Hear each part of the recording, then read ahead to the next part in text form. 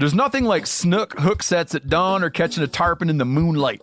Find your next fishing trip made easy on fishingbooker.com and experience the magic of the Sunshine State or any other destination on your fishing bucket list. Book a blue water adventure in search of sailfish or go snapper fishing with the kids. With over 6,000 captains and trips to choose from, planning your next one just got a whole lot easier. Download the Fishing Booker app on the Google Play or App Store, or visit them online at fishingbooker.com to book your trip today. Hey everybody, listen up. I got mega huge news. Meat Eater Live is heading back out on the road. That's right. Join me and the crew. Clay Newcomb, Cal, Yanni, Spencer's going to be there. Phil the Engineer is going to be there. Meat Eater Live headed back out. Now, when you get every ticket, okay? Every ticket you buy, you get a signed copy of our new Meat Eater Outdoor Cookbook. This tour is celebrating the release of the book. Buy a ticket, get a signed copy, Meat Eater Outdoor Cookbook, wild game recipes for the grill, smoker, camp stove, and campfire, which I'll point out is a $38 value. Here's where we're going to go. April 23rd, the Mesa Arts Center in Mesa, Arizona. April 24th, the Balboa Theater in San Diego. April 25, the Grove in Anaheim, California. April 27, the Crest Theater in Sacramento. April 29, the Union in Salt Lake City. April 30, the Egyptian in Boise. May 1, the Wilma Theater in Missoula. May 2, the Bing Crosby Theater in Spokane, Washington. May 4, Revolution Hall in Portland, Oregon. And May 5, the last day of the tour, Pantages Theater in Tacoma, Washington. For tickets and more information, visit the events page at themeateater.com. Hope to see you at the show.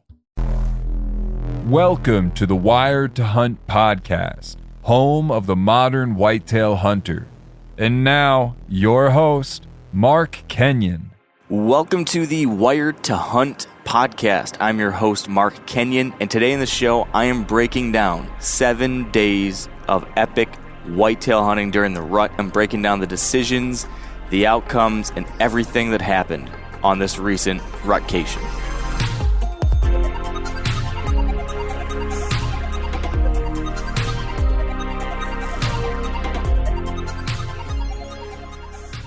All right, welcome to the Wired to Hunt podcast, brought to you by First Light.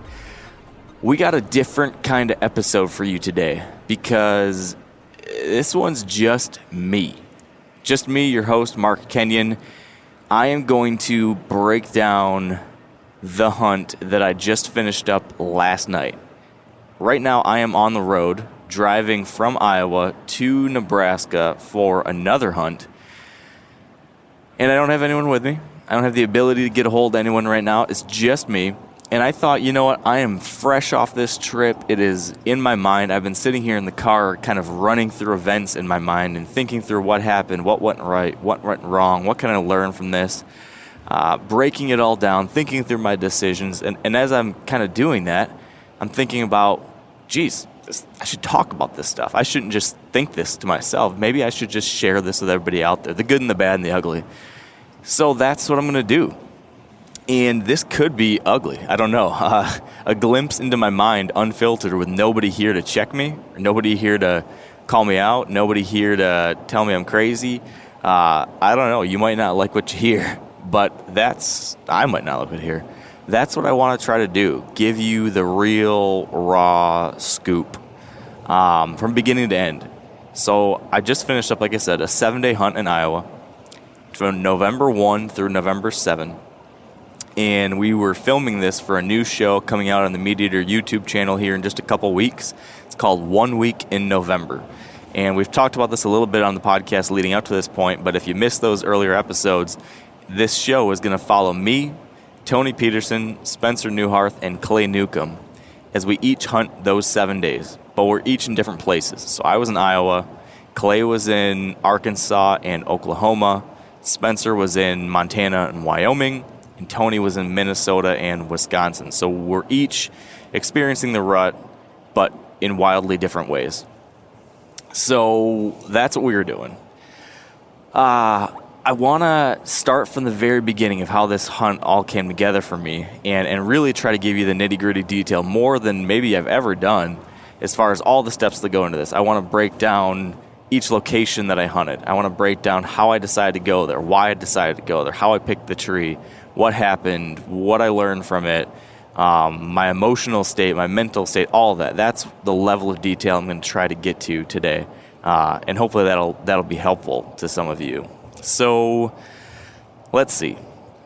This story begins, I suppose, with getting access to the places that I hunted during this trip. It began back in the spring of 2021 when I decided, okay, this is the year. I'm going to draw Iowa. I'm going to do this hunt for 1 week in November. So where am I going to hunt? That's what I got to figure out. Now, I had hunted Iowa back in 2015. So 6 years ago was the last time I hunted Iowa, and I had gotten some permission in a couple spots.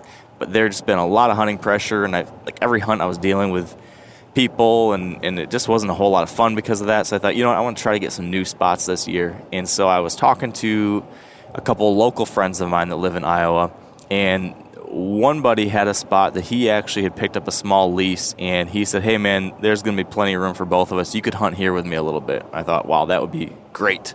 I would love to have just like a nice spot where we could do this hunt and not be kind of bouncing around between people all the time. So that was a great thing. But at the same time, I didn't want to be totally dependent on that, just because I don't want to be stepping on my buddy's toes. So I kept looking for stuff, and another friend of mine out there ended up having a farmer who was giving them access to another farm that was kind of in addition to what they usually hunt. So they don't really need this spot. They weren't depending on it. And so my pal said, hey man, this would be a good spot for you to hunt too. We probably won't be hardly out there at all. Check it out.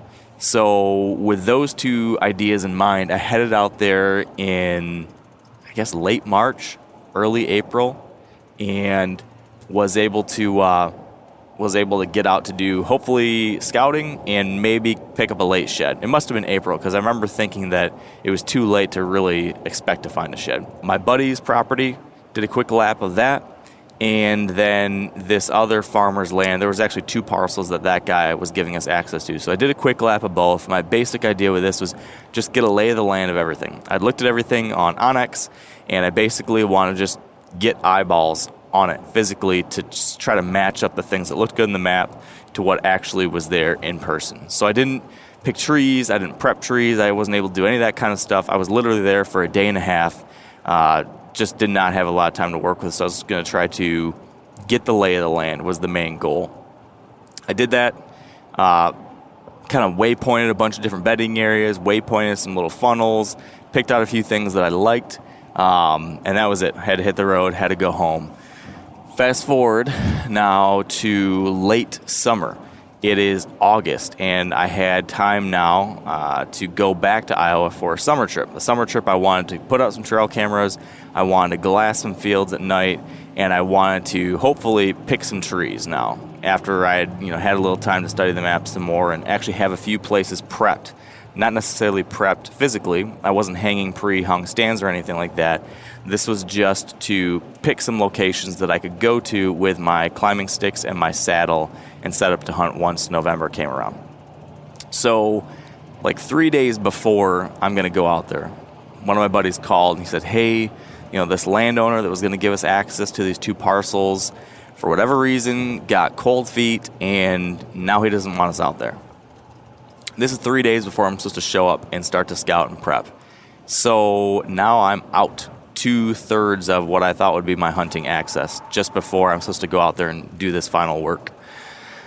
So that led me to have to get creative and thinking, okay, all I have is the one piece now that it's really my buddy's spot, and I don't want to be all over it.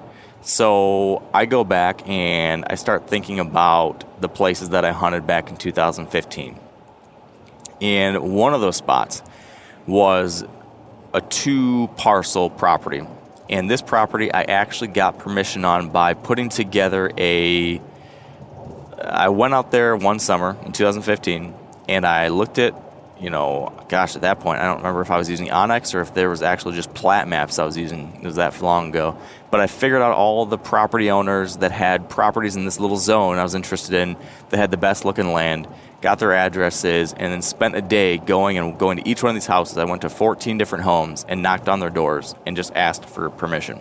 And I ended up getting permission on this piece. It's actually 2 pieces owned by the same family.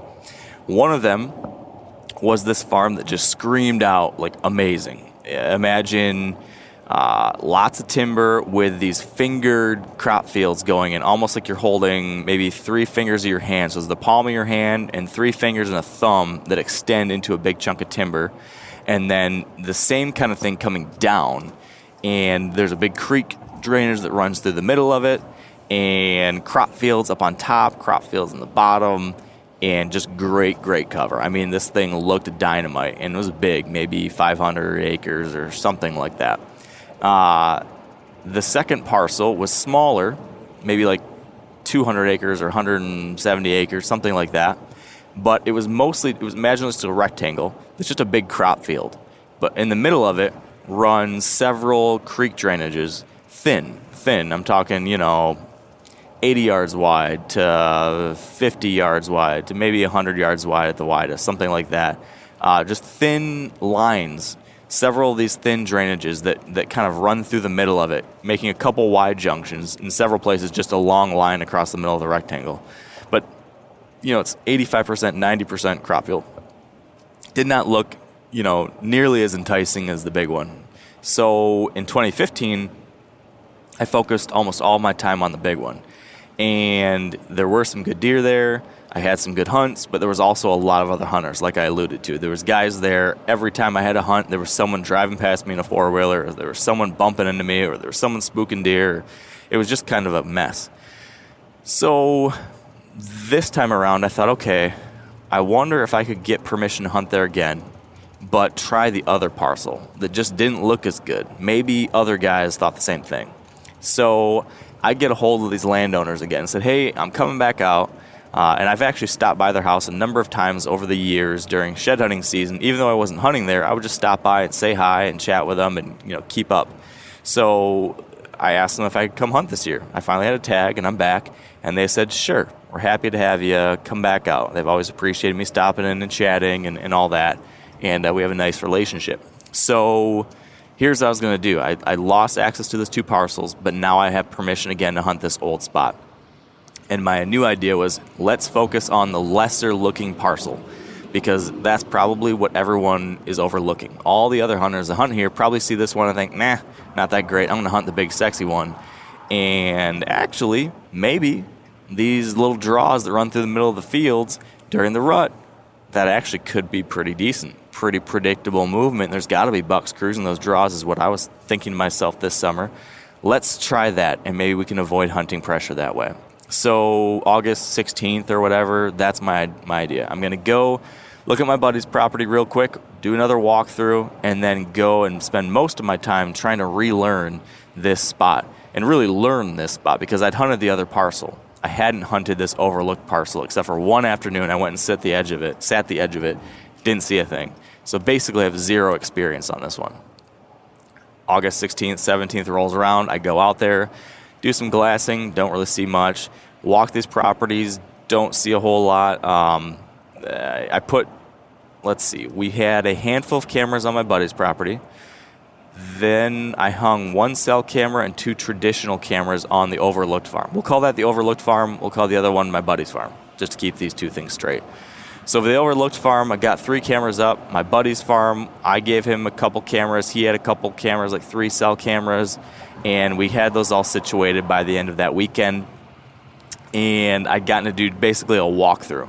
I relearned the overlooked farm, got a walkthrough, picked out a couple spots that looked pretty good. And that was all I had, because I had like a day and a half again for that trip. That was basically the extent of my scouting going into this November hunt.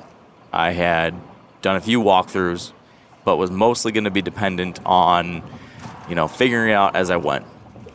That brings us to October 31st, basically November 1st, right? I drive out the night of Halloween and arrive here in Iowa with a week to hunt. I got a cameraman with me, and I've got some climbing sticks, and I've got my saddle and my bow, and that's it. I have some trail camera information because my buddy's property, he's been getting pictures, and we had cell cameras that we were both getting pictures to our phones from, so we were keeping tabs on what was happening through that.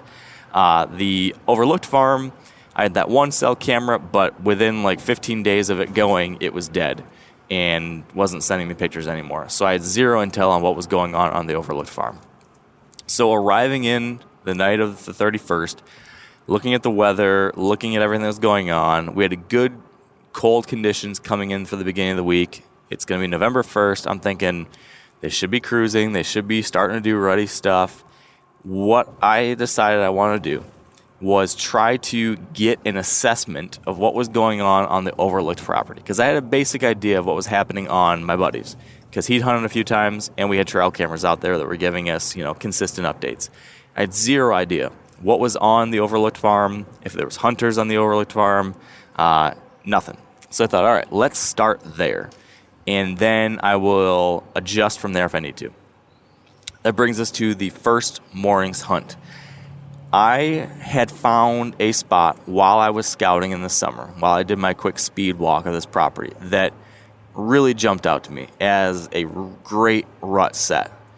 It just jumped out as being the kind of spot that was a no-brainer rut location. And it had a tree. I actually remember finding a tree and pinning it, thinking, man, this would be a great tree for a west or northwest wind.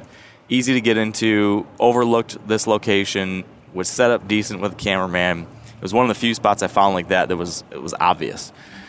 So I pinned that. I thought to myself, now, hey, that would be a great location. It would get me back and kind of in the back corner of this property for day one, and then I could pull trail cameras on the way out that night. So morning one was going to be like 28, west-northwest wind. This is the location I wanted to go to. Now let me describe this location to you. As I mentioned, the overlooked property, it's mostly just these draws that run through this rectangular field. So imagine you've got this rectangle. The rectangle is mostly corn except for these draws. And if I were to paint the picture for you, imagine drawing a line from the bottom left corner of the rectangle up to the top right corner. That's the main line of the creek.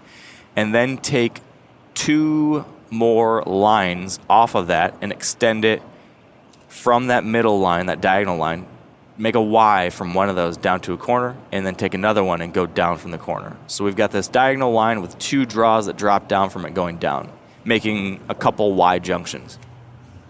That is the farm. The bottom left corner, where one of these Y junctions happens, is the location that I had picked out as being dynamite. You've got these three lines of a draw coming together. So we've got a three-way junction of timbered draws. In the middle of this, there's this little brushy bottom, kind of a low spot. There's a great big scrape in the middle of it. And just to the left, in one of these draws, in one of these little timbered fingers, is a pond, about 60 yards away from this tree.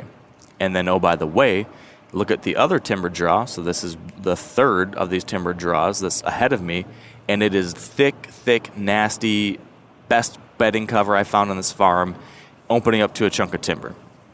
So I've got doe bedding in front of me. I've got three pinches all coming down and converging right here in the middle, and I have a pond. That is what this location had. Those are things that scream rut success, right? The rut, as we've talked about over the years, is about the does. So being close to doe bedding, ding, ding, ding, great thing. Pinch points, ding, ding, ding. I've got three different pinches all converging in one hub. And then, hey, let's get the added bonus of a great big hub scrape in the middle of it, added bonus of a pond right next to it. And oh, by the way, in the field behind me, created by two of these timbered ridges coming out, is actually CRP. They took this one field out of corn and put it into CRP. So my backside now has great tall grass that I figured does must be bedding in. So I got doe bedding on two sides of me, pinch points on either side, a pond, a scrape. Looks great. I get in there day one, got set in the tree. We go in very early. I was trying to get to the property almost 2 hours before daylight because it takes a long time to get camera gear together and get all your stuff. It was a 20-plus minute walk-in to get to the tree, and then we have to set up climbing sticks, my platform and saddle, my cameraman's platform and saddle, all of our gear. So we were, up bright and early, at it bright and early, getting in there. We get climbed up in the tree. We get settled. It took a while. Daylight breaks, and it is November 1st, first shooting light, Iowa. Everything you dream of, everything you hope for, this is it, right? This is the pinnacle of whitetail hunting. And I'm thinking this is going to be a heck of a week. And I don't know. Well, actually, at first light, I forgot about this. At first light, I look out and I see a bedded deer like 70 yards away. There's a buck bedded 70 yards away, laying down, facing away from us. It's a little 1.5 years old, but that was a great sign, I thought. Then, probably 10 minutes after light, I see some movement in the CRP behind us. Here comes a doe and a buck. And right away, I'm like, oh my gosh, that might be a shooter buck. I mean, this is a nice framed deer, and he's coming my way. And I'm thinking, oh no. It's day one. I've hunted for 10 minutes in Iowa, and here's this buck coming. And I start looking at him, and I'm like, I don't know. He's what looks like an 8. Eventually, I realize he's a 9-pointer. Maybe like to his ears, maybe just outside of his ears, and maybe like 8-inch tine length, that kind of thing. Just like a nice, boxy 8-pointer. Nice, like a nice buck. A buck in Michigan that would be one of the better bucks around in most places I hunt in Michigan. But here in Iowa, where, the sky's the limit, where you've waited years and years to draw a tag. I've applied in the lottery for 3 years to get enough points to get this tag. It's been 6 years since I've been back. When you go to Iowa, there's a certain set of standards or hopes or expectations that you have, and this buck's coming in, and I'm thinking, gosh, do I want to end my Iowa rut hunt 10 minutes in on this buck? He's probably 125-ish, 3-year-old probably. He keeps coming in, and I'm like, I had this back and forth. Like, I can't shoot that buck now. I can't shoot that kind of deer here in the first hunt in Iowa, even though it'd be a pretty darn great buck back at home. I can't shoot that buck on the first morning. He ends up coming into 30 yards, stands broadside, looking around, makes a scrape, and I sit there and say, you know what? Not doing it. Can't shoot this buck right now. Pass. Great encounter, though. Got me very excited. I was fired up. Sitting there a while longer, a little buck cruises through. Another little buck comes through. Then I look to my left, and stepping out of that pond, big, tall tines. I'm like, holy crap. Big buck, big buck. Here comes the deer, but as he gets up over the hill coming out of the pond, I again had the same feeling. He's kind of tight. He's kind of tall, but he was another one of those in-betweener bucks. He was bigger than the last one, I thought, but again, not a really big body. And at first, my cameraman was like, he's 150. And I'm like, oh my gosh, is he 150? In my head, he wasn't that big. And I think he was just overexcited. As I'm looking at him, like maybe he's like 130s, tight and tall, like 8-pointer, nice brow tines. But again, we're only a half hour into the day of the first day, and he's coming out, and I'm like, should I do this? Should I shoot this buck? We've only just started. It seems like it's absolutely popping. I know there's got to be big mature bucks around here. This deer, I don't think so. I think he's probably a 3.5-year-old. He comes walking by at like 41 yards, something like that. And I just let him walk. I don't even try to get him closer. He gets out to 90 yards, and I'm back and forth. I'm like, should I try to get another look at him? I'm like, let's grunt him in, have him come in closer, and let me look at him again. I give him a little grunt. He turns and looks, kind of starts walking back my way. Never quite comes into range, but as he's coming by, I'm like, no, I'm not going to shoot that buck on day one. I got to give this time to ride out. I gotta enjoy the ride, right? You wait all this time to hunt Iowa, you got to enjoy it. You got to see it. You don't want to stop it right away. So I passed that buck. The rest of the day carries on. I was very hyped up, so pumped. It's everything I dreamed of. Saw 2 really nice bucks I would have shot in a lot of places already. This is going to be the week of all weeks.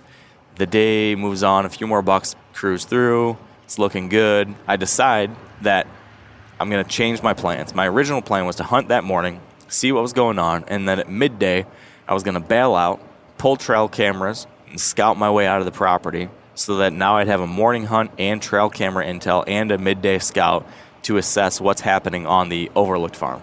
And then I would go hunt my buddy's farm in the evening to do the same thing, to scout my way in, to get set up, and to pull another camera and to learn what's going on. But after all that hot and heavy action that morning, and I forgot to mention, I also saw one more buck just for a couple seconds running on a neighboring field that looked like a big frame, so maybe a third good buck. So all that action made me think, man, it's on in here.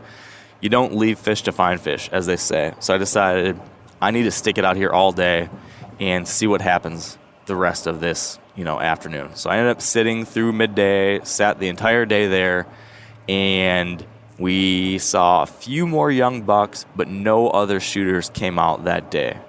But we felt good about it. We put in the time, had good opportunities, just not quite what I was waiting for. So I thought, you know what? Great day one. On the way out, I pulled a couple cameras. One of them had not taken pictures since September 10th. That was disappointing. The other one, though, had taken pictures all the way up until that point. So that night, I checked the cameras, and what the cameras showed me was kind of disappointing.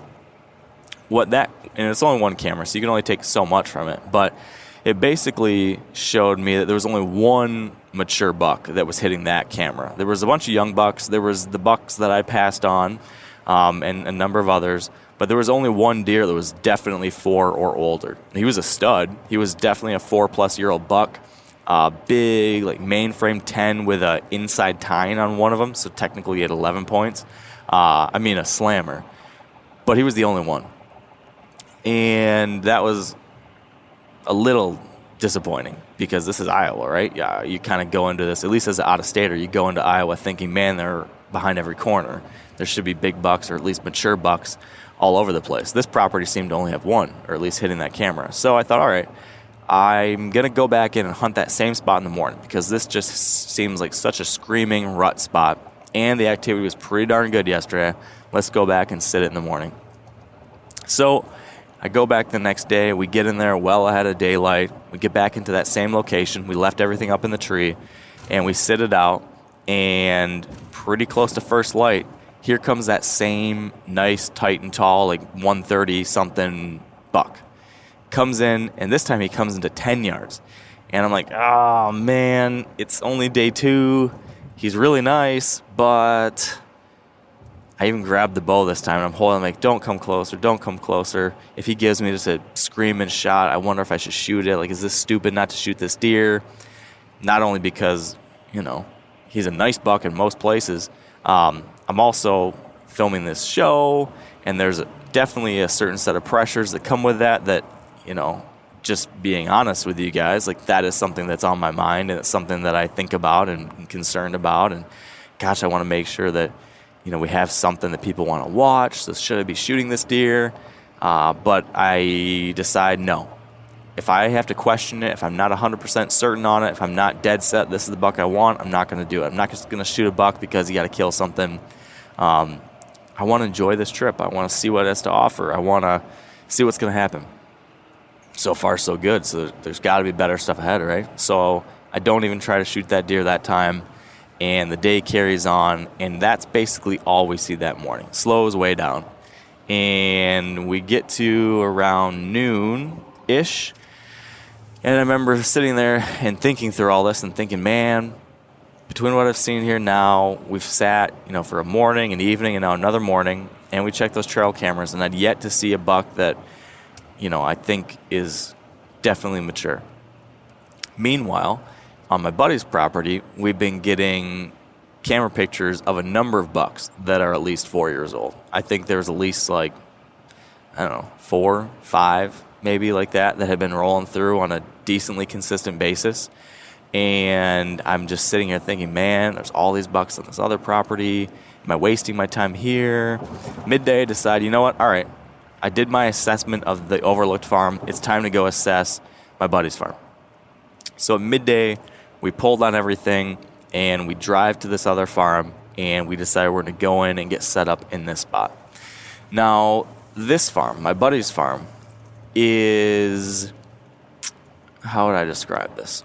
Let's imagine you were to have two big valleys. One of these big valleys runs east to west. Imagine it's a big line of timber with a creek at the bottom of it running east to west. So very low at the bottom with steep ridges that rise up to the top on either side. On either side, to the north and south of this big line, are crop fields, cornfields on the top.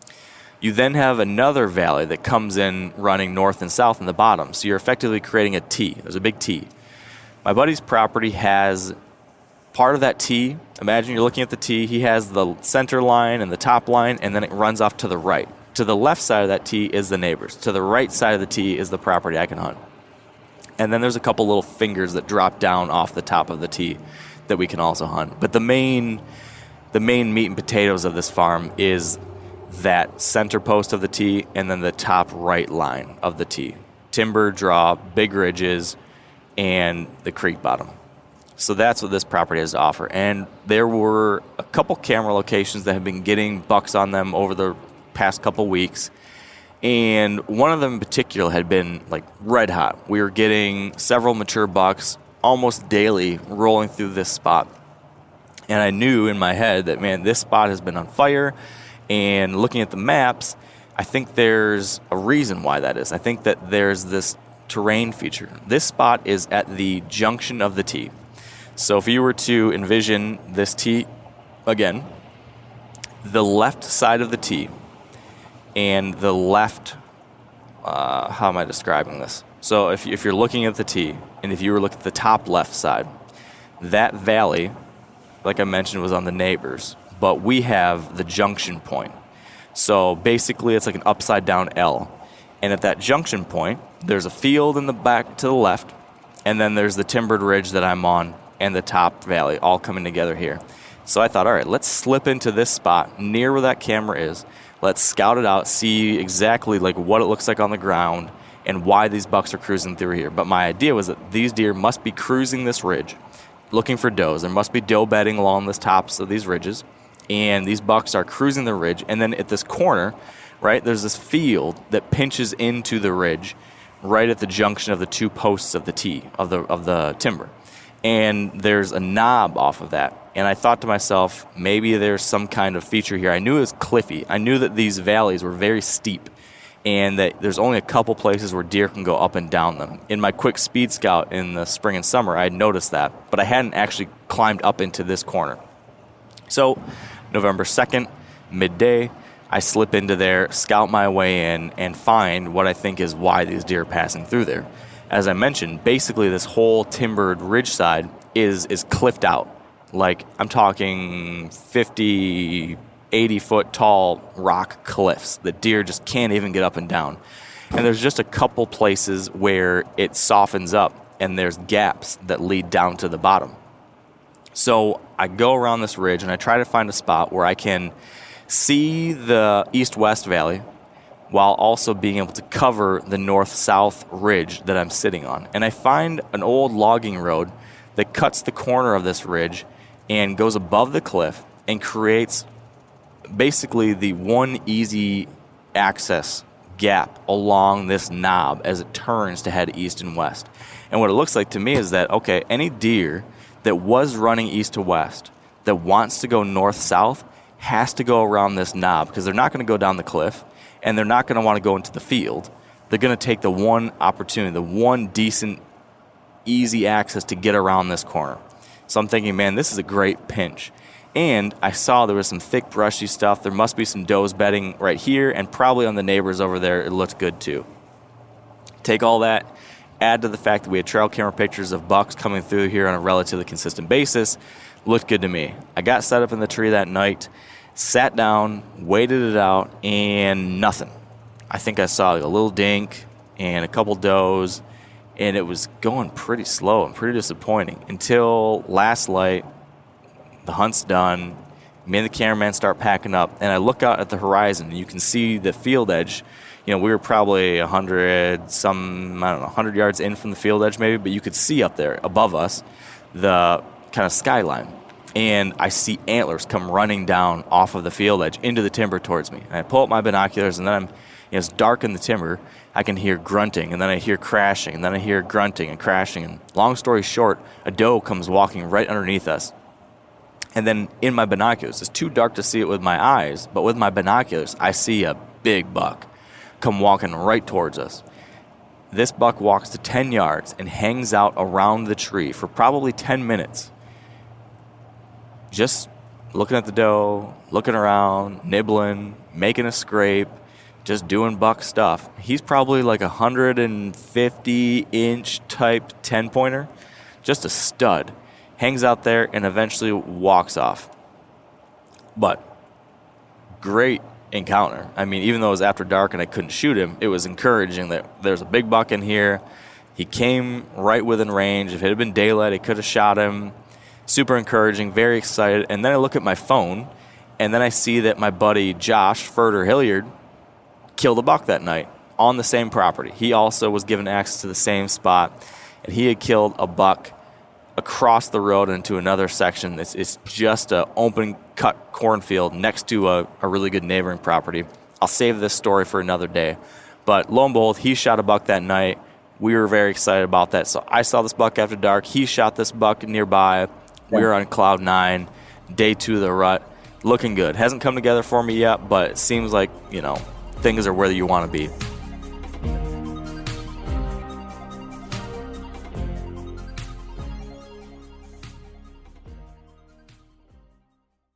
Now, a lot of you guys are familiar with the old hunting tradition of eating, some organ, the heart or a chunk of liver off the first animal you kill. I had that when I was a little kid, and it was a big deal.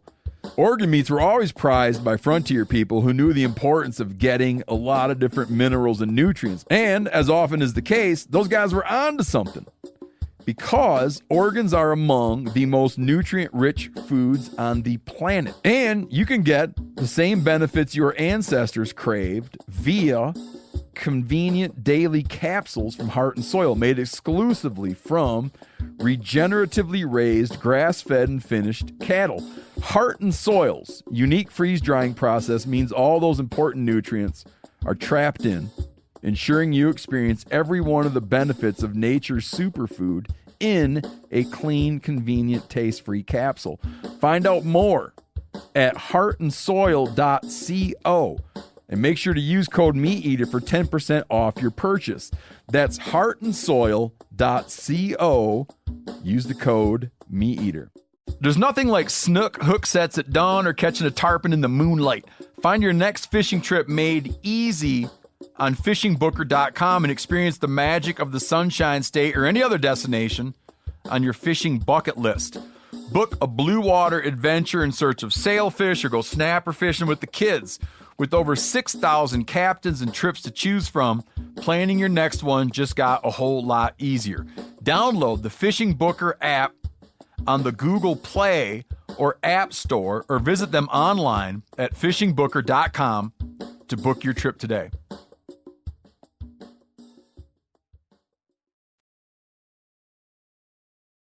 So that said, with what I'd seen that day, I decided, okay, we have this kind of rut location that has terrain features working for us. And in a lot of this trip, I was trying to balance two things. There's one side of you that wants to learn about new places, see new spots, find the action, find the sign.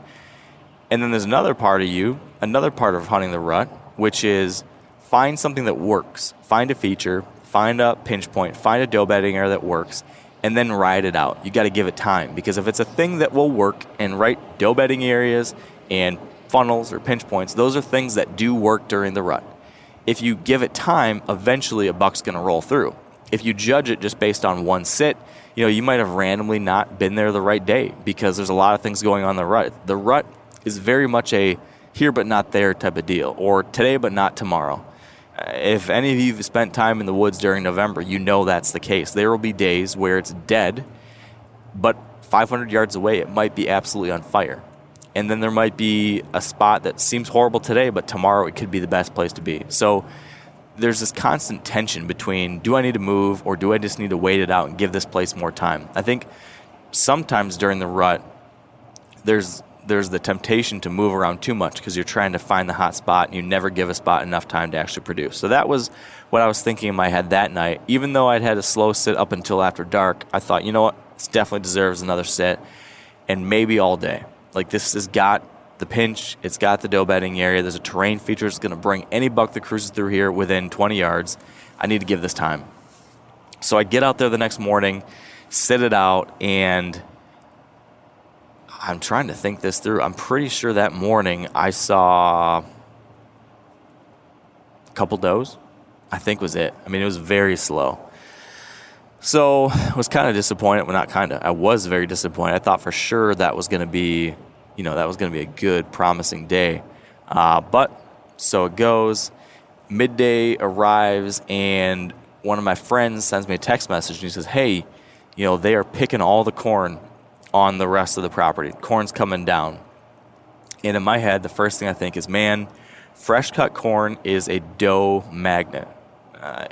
Those first couple days after a field is combined, there's so much waste grain available on the ground that deer seem to just flock to it. It seems to, at least in my experience, it's an instant draw. It is the top draw. It becomes like the number one food source overnight. With that in mind, I'm thinking, man, fresh cut corn on the ground, that's where all the does are going to want to be. And if that's where all the does want to be in the evening, that's where the bucks are going to be. I got to get over there. So midday, I decide to bail out of this spot and go back to my truck, get my decoy, drive around to the other side of this property, and find a way to access what was, I thought, probably the best area where this fresh cut corn was to take advantage of this situation I was hoping would be the case. Now, I described to you earlier how this tee that this property kind of looks like, this timbered tee with fields on the outside of the tee, had a couple little finger ridges sticking out of it. Well, one of these little finger ridges that dropped off of the top east-west post of the tee created a little cove. Like, just imagine like a little half-circle cove of corn that pokes into that timber, pokes into all this stuff. Well, up there, there's from my one walkthrough, I remember seeing like there's some good prairie grass, there was some good brushy, nasty, kind of like multiflora rosy type stuff up on here and in the neighbors. So good bedding. And then this little cove of what is now freshly cut corn poking into that. As I'm thinking about, man, where would be the spot that does would feel comfortable coming out and feeding in daylight, and where bucks would kind of funnel out into there to check does, this spot kind of was the one of the obvious options that I thought would work well. So me and the cameraman, we decided, all right, we're going to go in there, we're going to set the decoy up on the edge, and there will be a bunch of does that come out here tonight, and there'll be bucks. Bucks will come out looking for the does, they'll see this decoy, and maybe one will pull down to us. We slip down in there, and it is kind of a debacle as far as access. I had forgotten how hard to get through this back side of the property was. It was actually thicker and brushier than I realized. I should have just come in from the cornfield. But I remember thinking to myself, all right, if I come in from the cornfield, I will have to walk out the cornfield. And I don't want to walk out the cornfield and have a bunch of deer out there that I have to spook to get out. I'd much rather walk out the backside. But if I didn't have my truck on the backside, I would have like a 2.5 mile walk to get all the way back to my truck where it was originally parked. But if I came from the backside, parked over there, and then walked in this back hill, I could kind of do a backdoor entry, and then I would have an exit route after the hunt where I would hopefully not spook all the deer in the cornfield. That was the thought process going into this. Well, it ended up being much more difficult to get in, and as I'm doing, I'm thinking, geez, this looks way better than I thought. There's probably deer bedded in here. I've probably educated some deer as I'm slipping in. So I was kind of pissed as I was just getting in with myself. We got set up, got the decoy out, and it ended up either because of my access or because of whatever was going on, another very, very dead sit. We saw a couple does and a forky, and that was it. And I'm thinking, man, what is going on? Like, what kind of situation in Iowa where you've got a fresh cut cornfield and that's it? And we walked, like I said, we walked through a decent bit, but there was this whole other 80% of the cover was untouched that I wasn't in sight of, that should have had deer in it, that should have been piling out to this cornfield. Super slow. Couldn't understand it. So we now had like a very dead day. I mean, all day we'd seen just a few does and a forky. And the whole yesterday, the whole day before that, other than like that one, like maybe buck in the morning, and then seeing the buck after dark, the whole rest of the day, like most of the sitting hours had been very dead. No cruising, no chasing, no nothing. So 2 days of that, and I'm wondering, what is going on? Like, this is way slower than it should be on November 2nd and November 3rd in Iowa with good cold conditions. I mean, we're talking, these are like 25-degree mornings, 40-degree afternoons, the kind of conditions you're really hoping for. So now it's day 3, and we're almost halfway through my week, and it's looking a little glum. I remember feeling like, yeah, I'm getting a little nervous. So day 4, though, I'm back to this debate. Do I keep on bouncing around trying to find something fresh, or do I trust my terrain feature, trust my rut pillars, and ride it out and let one of these spots produce? I ended up erring in that way. I ended up saying, you know what, this ridge bedding / kind of pinch around this cliffy area, it's got to produce. Like, there have to be cruising bucks. They have to come through here. It's going to work.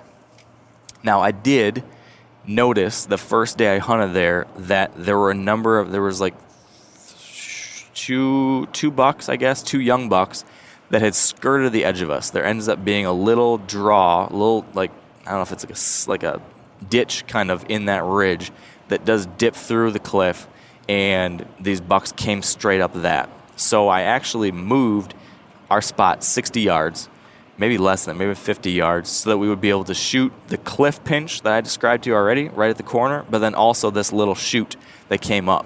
So now I can cover the 2 places that I think deer have to come through, while also still being range of where that camera was getting us deer, not shooting range, but visible range, and with doe bedding up on these tops. I get into that morning and I say, you know what, we're gonna let this thing marinate. We're gonna let this spot have the time to produce, because a buck has to cruise through here, and there's good mature bucks in the area. Something's gonna cruise through. We just need to be here and give it time. So this is day 4, and I'm in this spot very early, settled in. We're believing in the spot. We sit there all morning, nothing. Like a couple does and a 1.5-year-old buck. We sit there all midday, nothing. Nothing cruised. We sit there all evening, nothing. No shooters, no 3-year-olds, no 2-year-olds. I mean, it is dead. I'm talking with some of my buddies, and everyone's saying, man, it is dead as a doorknob. No one's seeing bucks. It's November 4th. It's cold. It's great. This is what we had been hoping for, and no one's seeing anything. What's going on was what I was thinking in my head. Like, what is going on? What's happening? You know, these are spots that should be producing.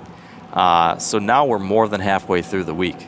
And very quickly I went from being super stoked on morning 1 to now after day 4 being kind of panicked. Like, what's going to happen? You know, this is not going the way I'd hoped it would. So now I am reconsidering what I think about the Buddy property, because while it did have more bucks on camera leading into the hunt, nothing's been on camera recently. I'd sat several really good-looking spots and put in serious hours. I've hunted 4 all-day sits, and I've yet to, get eyes on one during daylight. Down to my last 3 days, less than half the trips left, I decided, you know what? The set from the very first morning on the overlooked farm, you know what, is looking a little better.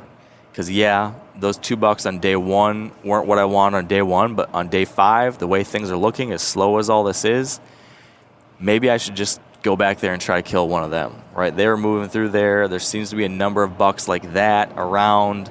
There's only the one big shooter, but maybe at this point I can't be so picky. I've tried to ride this thing out. I've tried to see what Iowa has to offer, and it kind of looks like we're in a lockdown type situation. Even though it's early, I'm seeing that kind of thing. Like, all my buddies are experiencing that kind of thing. Like, nothing's moving around, nothing's chasing.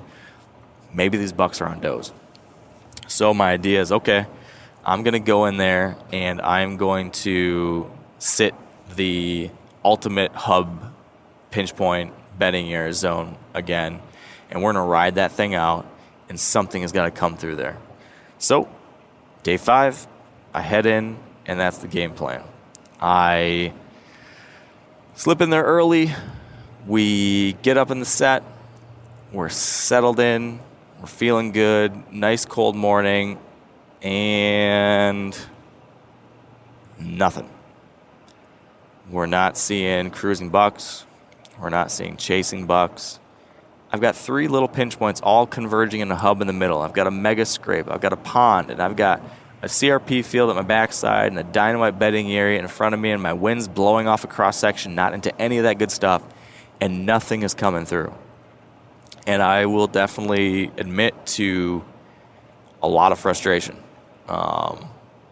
You wait all year. You wait 6 years in this case to come hunt Iowa in the rut, and it's a dud. I mean, it is absolutely worse than hunting in Michigan to this point, is what I was telling myself. And then I'm also thinking, man, am I going to get a buck killed? And already some of the other guys in the crew had been killing bucks. And I'm thinking, gosh, am I going to be the only one that doesn't kill one?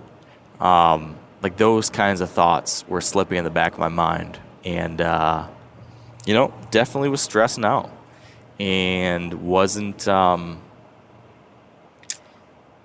hate to say it, but I wasn't enjoying it. I was just letting the pressure of it get to me. We'd done 4.5 days of hunting so far. Is that right? Yeah. That whole morning, I guess, was just uneventful. So midday, I'm wrestling with all this, thinking about all this, and trying to think about, okay, what have I done? How have I made these decisions? What am I doing wrong? And I'm thinking to myself, okay, I tried to trust the ridge pinch. I gave that time. Didn't pan out. I had now come back to the ultimate hub location. I hunted that first morning and night, the second morning. Now I come back and hunted a second morning. That's 2 full days worth of sitting in this hub location. Hadn't had a single mature buck roll through. Couldn't even get one of those nice 3.5s to roll back through.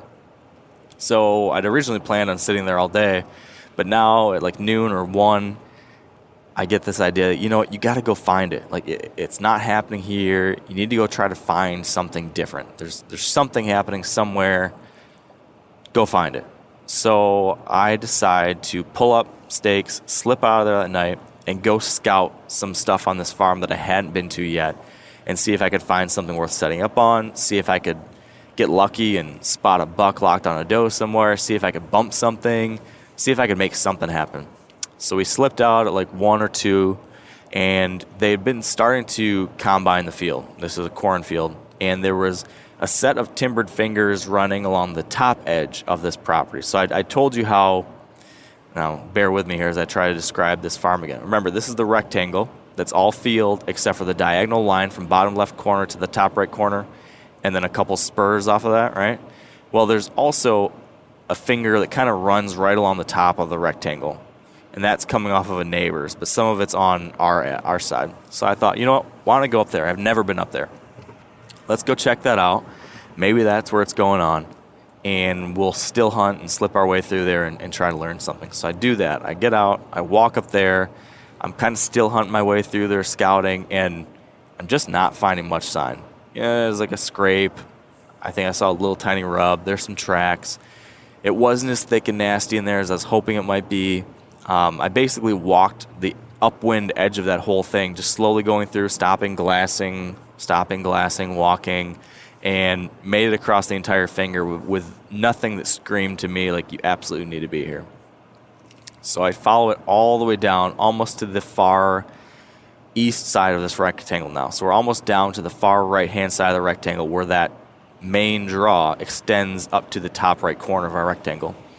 Now, up where that top right corner of the draw reaches that corner, there is a pond, and there's also one of those spur draws that comes into it, creating a Y. This is a very tight Y, though. This isn't like a big wide one. This is like a 50-yard wide brushy strip connecting in with another 50-yard wide brushy strip.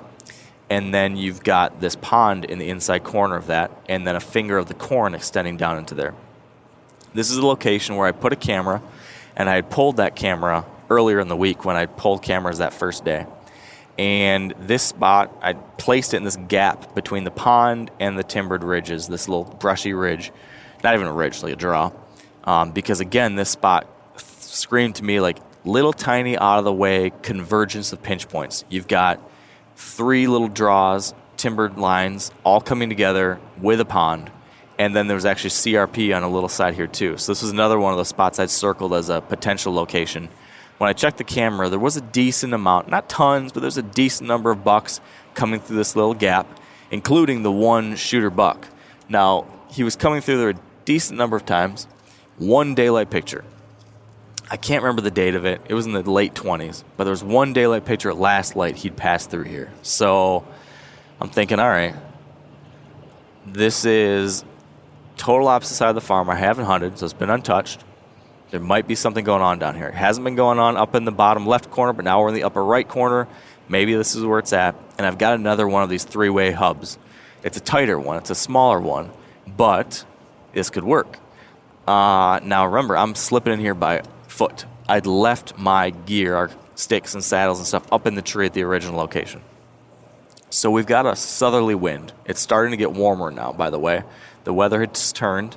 Starting to get warmer. We're getting down to the final couple days of the hunt. And I decided, you know what? We're going to just make a natural ground blind type situation work here. I got up on a dike. The pond, on one side of the pond, there's a dike, like a tall ridge. I'm blanking on the right word here that would describe this. But imagine like a tall hillside, and then it drops down like maybe 15 yards down to the bottom where these 2 draws come together, where the little finger of corn comes together, and where this gap is between the dike and between the draw where the camera was getting pictures of these bucks. So I just tuck into this tall grass right there. And my cameraman slips in underneath me, and we lay down and we start kind of mapping out all the different things that might happen and how we'll react. Okay, so if a buck comes from the northwest corner, he's going to be kind of angling towards us. So we're going to have to stay laying down in the grass all the way till he gets past us. And then right when he angles past us and turns, I'm going to slowly rise up, draw, and get a shot. If he comes from the left side, we'll be able to get in position better because we'll have a little ridge, a little hillside in the way, and taller grass. So I can actually get on my knees and draw back before he steps out into the open. So I basically mapped out all these different things like this and practiced it. Practiced drawing back, practiced what the cameraman should do, practiced what I should do. And it just really sets up nice. I forgot to mention, because we're on the edge of this pond, we're able to have our wind blow across the pond. So we're almost completely safe from a wind perspective with this really nice pinch point convergence of hubs in front of me. And the water row, by the way, which could be a draw to deer. And then finally, about 100 yards away above us is where there's this another cut cornfield on the neighbors. So if there are deer bedded in these brushy draws, they're going to head that way and probably funnel past us. So again, pillars of rut hunting, right? This whole week I've been trying to make sure everything I do revolves around one of these pillars. Am I close to doe bedding or doe food? In this case, there's this cut cornfield past me, and there's these really thick, really nice looking brushy draws that just has to be deer in. And second pillar of rut hunting, funnels. Any kind of feature that will concentrate deer movement in a tight area. Well, I've got 2 of those coming together. So I've got 2 tight pinches that come together right next to me. And I'm set up in this location with water, which is a nice bonus. This has got to be it. There's going to be something to roll through here. There's got to be something rolling through here. This is going to be it. It's what me and my cameraman Chase kept saying. We sit there, we sit there, we sit there. Then we start hearing a combine getting closer and closer. It's getting closer to prime time. The combine's getting closer, closer, and closer. We're down to the last 20 minutes. The combine comes over the hill, comes down, starts combining right next to us. Now, if you guys hunt, farm country, as I described, that when the combines are in the field, when they're picking the corn, that fresh cut corn can be a drive, right? Deer are going to want to feed in that fresh combine corn. But from my experience, they're not going to want to be right next to the combine. If the combine's doing the edge row, they're not going to be standing on the edge. I know there's exceptions. There's all sorts of farmers out there who will say, well, I've been combining, these deer stand right next to me. I know that happens sometimes, but I also know that they usually aren't going to be right there. Like, I don't want to have a combine 40 yards away from me and expect a buck to come out at 30 yards and let that happen. Well, that's basically what's happening to us at the end of this night. We've got the combine working the field right next to us, and a little forky comes through, and that's it. Another one of these picture-perfect rut locations, and nothing's rolling through at all. And that's the end of day 5. Down to 2 days left.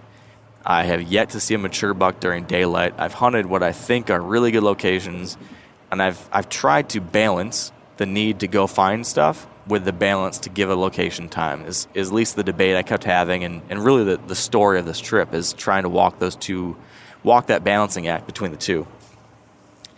That's the end of day 5, and I'm definitely disappointed now. Definitely concerned about what's happening. But got to keep going. I mean, that was my mantra all week, was you got to keep on grinding, you got to keep going. And these are the things we've talked about, 1,000 times on this show, right? This is a story you've heard some version of before from me, right? How many times have I hunted during the rut and been concerned about how things are going? How many times has this happened to you where you've been hunting during the rut and it's been super slow and you're just thinking, man, this isn't going to happen. Why is everybody else killing deer and I'm not? And then, like in a snap, all of a sudden, bam, there's the buck, there's your shot. It's all changed. You just had the season of your life or the day of the year or whatever. I mean, the rut can change things so quickly. So this entire time, I'm just trying to remind myself, it can all change in a second. It can all change in a second. It can all change in a second. Just keep going. Just keep going. So that's what I did. Day 6 rolls around, and I'm debating what I want to do. I decide, you know what? The ultimate hub needs one more try. I'm going to double down on the ultimate hub, and I just believe that spot just seemed so good. It just seemed so good. And at this point, I lowered my standards. I'd be shooting any decent, 3.5-year-old buck. Something had to roll through there. And the way we'd been operating with the wind, I just thought we can get away with hunting this thing. This would be we'd hunted it 3 mornings and an evening. And I thought one more morning, that's a lot to ride in one spot, but I also thought it could do it. It just had to do it. So we go in there, morning of number 6. High hopes. I had a camera. I put a camera, I forgot to mention this, on day 1 after that evening hunt. I went and put a cell camera on that hub scrape. And that hub scrape camera had actually got a picture of 2 nice 3-year-olds. One is the one I passed, that tight, tall one. And one was another tight, tall one that I didn't recognize that had come by that in daylight while I was gone. So I'm thinking, all right, they've been coming through. And I'm sure if these bucks were on the hub scrape, I'm sure there's other bucks that have been around it that didn't make it on camera. It's going to produce. I go back in there. This is day 6, morning 6. It's a Saturday now. The weekend has arrived. And we slip in there really good and early. We've got 45 minutes sitting in the tree before dark, perfectly still, making sure nothing's being spooked on our way in. We've been grinding. And I'm tired, but I'm trying to stay positive, trying to believe, all right, it's going to happen today. And the light comes up. We see 2 does underneath the tree stand first thing. I'm thinking, okay, live bait right there. That's what the bucks want. They want those does. It's going to happen. It's going to happen. And then I hear crack, crack, crack, crack, crack. Blah, blah, blah, blah, blah, blah, crack, crack, crack, crack, crack. And me and Chase, my cameraman, look at each other like, is that deer fighting? Crack, crack, crack, crack, crack. And then I get this little whisper in my head like, that doesn't sound right. That sounds like me when I'm rattling a rattling bag. And we look at each other like, man, I sure hope that's not a hunter. Well, it stops. We keep sitting there. Nothing. 20 minutes later, crack, crack, crack, crack, crack, crack. Crack, crack, crack, crack, crack, crack, crack. And instantly, when I heard it the second time within 20 minutes in the same location, I knew, damn it, there's another hunter. And he's 100 yards away, 150 yards away, something like that, on the other side of the property line, on the neighbors. And he's in that big, brushy doe bedding area that I'm just downwind of, that I'm counting on the reason that bucks are going to be coming in and out of this hub. That's the draw. He's right smack dab in the middle of that, cracking his rattling bag together every 20 minutes. So there it is. my ultimate hub, the spot that I'd dreaming of having a big buck rolling out of that had to produce. Well, now I know there's another guy sitting in the middle of it, blowing his wind through it, crashing antlers together every 20 minutes. It's shot. Now I know, I kept telling myself, well, it could come from these other different just directions. There's these other legs of the draw that come into my hub. But I absolutely was disheartened by that and disappointed, and kind of lost my confidence in that spot after this. So that was the morning of number 6, and at this point it's the end. I mean, I'm desperate. Absolutely was feeling feelings of desperation. I decided, okay, it's time to lose any inhibitions. It's time to go balls to the wall. It's time to do whatever it takes to get something killed.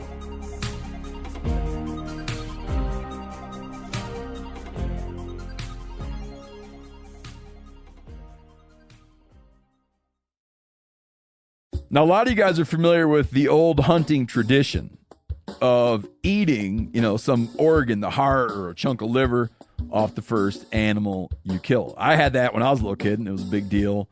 Organ meats were always prized by frontier people who knew the importance of getting a lot of different minerals and nutrients. And as often is the case, those guys were onto something, because organs are among the most nutrient-rich foods on the planet. And you can get the same benefits your ancestors craved via convenient daily capsules from Heart and Soil, made exclusively from regeneratively raised, grass-fed, and finished cattle.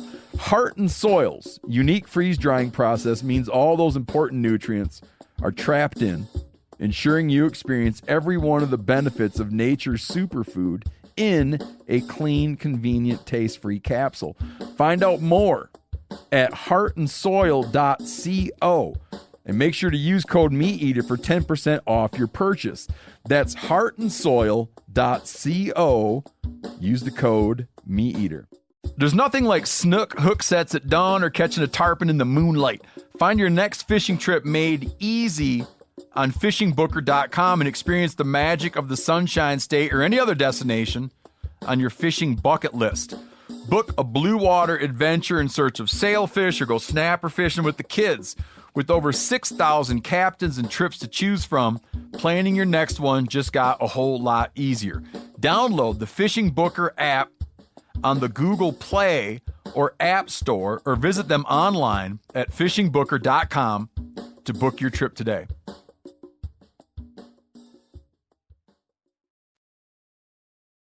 There was 2 ideas I had.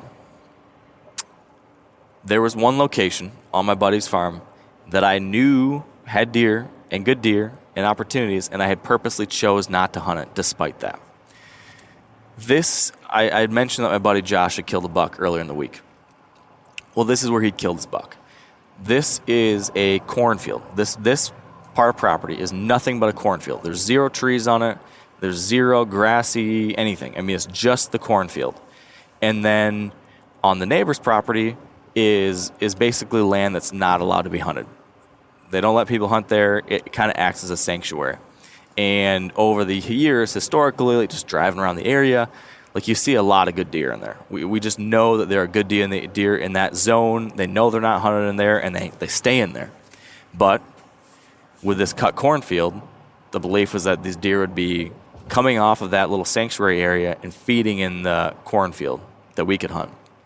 So when the corn was cut earlier, I guess it was late October, one of my buddies brought in a box blind, brought in on a trailer, put it down here, and we had this idea that you could pull a deer in off of that field. Something would come in the field, and if you were sitting in that box blind with a decoy, you might be able to get a buck to come in there.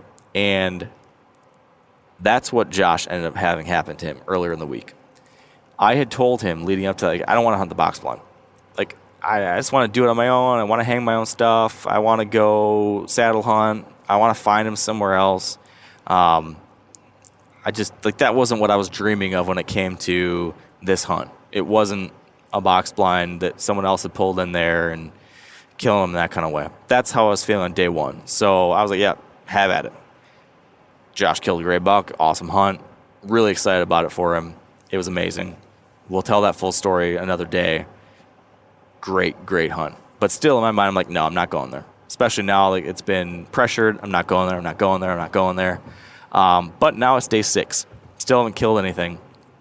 And I'm sitting there thinking, man, I just want to kill something. I just want to kill something. Nothing's moving anywhere. Haven't seen a mature buck in daylight once this entire week in Iowa.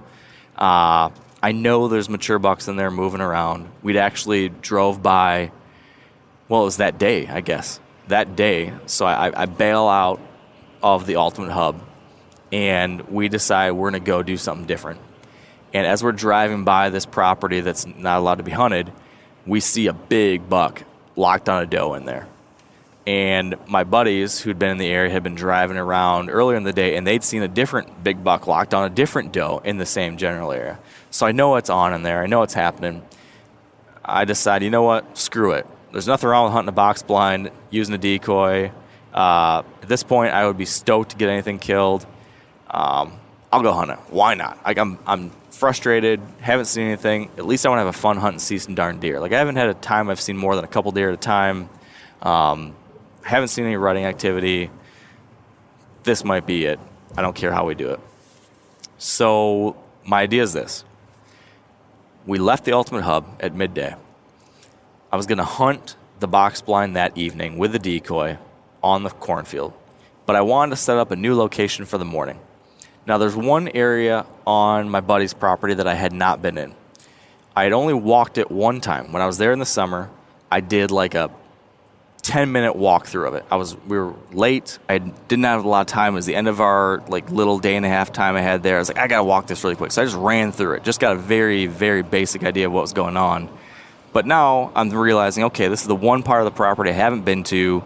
We did have one camera up there that was getting some bucks on it. And I recalled, I don't know why I hadn't thought about this sooner. With all the other things I was thinking about, I guess I just overlooked it. But I do remember that there had been some cutting up there. And I remember thinking, man, there's some good brushy stuff up there. There's treetops on the ground and new growth and good bedding up there too. So I got to thinking, all right, midday, day 6, I'm going to go in there with a set, scout at midday, and hang a set to hunt on the last day. So that's what I go do. I'm going to go scout it out. I get there to the property. I slip in the backside. And where this is, now remember, my buddy's property, like the T, right? We've got the top right of the T, and we've got the middle post of the T, and there's timber inside that upside down L, and there's fields. Well, this area that I'm talking about is the top post of the T. So like the east-west ridge, the north side of that ridge. There's a valley in the bottom, timber on the top ridge of it. So we're the very top of the T here, the north ridge, and as I described, there's a bunch of cutting in there, and actually it looked a lot better than I remembered from the summer. As I'm walking in the edge of the field, I see a scrape, then another scrape, then another scrape, then another scrape. Literally 10, 12 scrapes, all fresh, lining the edge of the standing cornfield and the timber. I slip into the timber. Here's a rub. There's a rub. There's another scrape. There's another scrape. There's a rub. I mean, it's blown up in here. And right away I realized, whoa, there's some stuff going on in here. And whoa, this cover looks better than I realized compared to everything else. Better than anything else I've been in yet this week. So I go in there and start walking around, and I'm thinking, all right, I definitely want to be here tomorrow morning. And what's the best way to take advantage of this? So I'm going to try to describe this to you in a way that makes sense. Remember, we've got this east and west running line of timber. And there's the creek bottom. We're on the north edge of it, right? So the cornfield's on the top behind me. This ridge has got basically like a bench running along the top. It's maybe 70 yards from the top where the field is down to the end of the bench. And the bottom of the bench, it cliffs out again. So I described to you how this is like really steep country where there's cliffs that no deer is coming up and down. There's just 2 spots, and this I had marked from the summer. There are 2 spots where you could come up or down from this ridge to get to the bottom. So I thought, okay, I want to get set up in a position where I am along the left to right movement, right? Because there's bucks that are going to run the line of the ridge, going east to west or west to east. But but I also want to be where the convergence of any of the up and down movement comes into that. So I found a spot where the one gap in the cliffs is that allows these deer to come from the bottom to the top, or from deer that are up the top to want to go to the bottom, where that intersects with the left to right movement. And I found that there was a ditch, like a steep ditch that ran down the ridge that created like a really hard thing for deer to get across if they were running east to west. There was treetops in the bottom of it. It was pretty steep, and you could see that there was two trails. One was like an old logging road, and one was just a easy spot in the ditch where these deer were running. So basically, I found a spot where the up and down movement came up the ridge, and then where there was these two obvious, or at least the most obvious, easiest trails for deer to be traveling left to right across. So basically, I'm intersecting three lines of movement with all of this treetop cover, all this brushy new growth, just screaming bedding cover. So, reiterating the same damn thing I've said over and over again. Pillars of rut success. I've got doe bedding all around me, and then I've got these terrain features that are funneling movement. The ridgetop bench, the ditch funnel that's keeping deer moving just two trails across west to east, and then the one up and down access coming up the cliff face. I hang a saddle set there. Looks really good. Feeling good about that for the morning. Leave there fast and get going to the box blind. Me and Chase get to the box blind, get settled in there, put the decoy out in front of us. Behind us is this property that doesn't allow hunting. It's thick, tall grass. It's cedar trees. It's what you imagine when you imagine hunting Iowa. Nothing else that I have access to looks like this. And so this is the one spot that when you look at it, like, oh gosh, like this is the stuff that Mark Drury hunts. It just looks cool. It just gets you excited to look at that and to know that, 4 hours ago or 2 hours ago or whatever it was, when I was driving around the other road, I saw a big giant buck in that stuff with a doe. And I knew there was more in there. So I set a decoy out in front, and I'll describe the decoy setup. Basically, we set up this decoy. I take one antler off of it. This is a thing that I think it was John Dudley years ago was writing about, and that I've just kind of stuck to ever since. You take an antler off so it seems slightly less imposing, like a more approachable, beat-upable buck. Because the idea here is you're putting this decoy out there and hoping that a buck's going to see it and then want to come in and tango with it. So I set that decoy with one antler off, and then I set him quartering off either one of your shoulders, from left to right, or off your right shoulder, or quartering off your left shoulder, looking kind of past you. Because what you want to set up is you want this buck to come in to the decoy and give you a broadside shot. And bucks usually almost always want to approach a decoy head on, like they're, try to approach it antler to antler. They'll kind of circle around it and head to the downwind side usually. So in a perfect world, you'd like the wind blowing from the decoy to you, so he has to circle in closer to you, but he'll be looking at the decoy and not at you, and then give you that quartering away your broadside shot. So I angled him looking over my right shoulder and into the stuff behind me. Got set up in the box blind, and yeah, it was cushy. I was thinking, man, this is really nice after spending all day, every day hanging in a saddle. Night number 6, sitting in a box blind was just the luxurious break we needed. And at this point, I didn't care. I was fine doing that. We'd been working our tails off. I was ready to enjoy myself finally. And we actually sat on our knees because we were worried about, we went through the whole practice every scenario kind of thing that I talk about sometimes. Like we did this when I described that sitting on the pond dike in the grass situation. Well, in this situation, it was like, okay, how are we going to get the window open and get in position if a buck comes from this way? How are we going to get into position and film and be in shot position if they come this way? So we worked out each situation. We practiced it. We, went through all the motions, drawing back the bow, having the cameraman move around where he needs to go, everything. And we realized it was really hard to do it quietly if we were trying to use the chairs in there. So we just pushed these chairs to the back corner, and we both just stayed on our knees on the floor of the box blind so we could be as silent as possible and move as little as possible if a buck were to come through. And, like an hour and a half before daylight, here comes a doe. Here comes another doe and another doe. All these deer start piling out into the field. And all right, I'm like, wow, this is like the best sit of the whole darn week we've had. like we're seeing a bunch of deer, seeing a bunch of does. And as these does start piling out, I start realizing, like, hey, this could actually work. Having all these does out here all of a sudden gave me a lot of confidence, because that's all you need was does. We were counting on the fact that if these does would come out to that field, like, bucks would have to be checking it, because there were definitely bucks in this brushy cover behind me. And if the does would come out to feed in the cornfield, the bucks would come too. And maybe we get lucky with the buck seeing that decoy. So does start piling out, and then a little buck, and then a little buck, and I'm jacked. Like, finally I'm having that exciting Iowa anticipation, like it's going to happen. We're seeing the deer. I know there's a big buck in here. And then I see a doe run over the hill towards us, and the antlers come up behind her. And right away, like, big buck. Here comes a big shooter deer. I think he was a 10-pointer, runs over the hill. And I'm like, Chase, shooter. Finally, we'd seen a mature buck during daylight. It was our second to last night. And very excited. We start moving. Like, all right, here he is, coming from the right. Get in a position. I'd taken my rangefinder off, put it in the right spot, put my binoculars down, have my grunt tube within range, reposition myself so I could open this window, and now I'm just waiting for it to happen. And he comes over the hill following that doe, and he stops and looks at the decoy.